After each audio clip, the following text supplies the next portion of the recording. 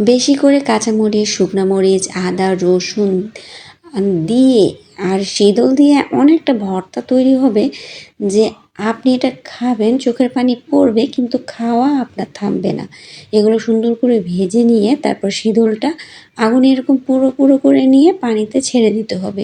তখন কিন্তু একটা লাল পানি বের হয়ে যাবে। আর এটা আপনি চাইলে কিন্তু শিলপাটাও বাটতে পারেন। শিলপাটাতে একটু কষ্ট হয় দেখে আমি ব্লেন্ডারে বেটে নিয়েছি।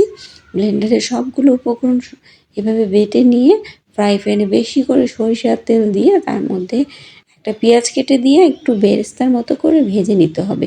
তারপর সেই শীতল বাটাটা দিয়ে দিতে হবে। উফ! এত লোভ লাগে! শেষে একটু লবণ দিয়ে মাখো মাখো করে কিন্তু নামিয়ে নিবেন। নামিয়ে গরম ভাতের সাথে পরিবেশন করবেন। একদিকে খাবেন আর চোখের পানি ফেলবেন। কিন্তু খাওয়া থামাবেন না। এত বেশি সুস্বাদু। ভালো থাকবেন সবাই।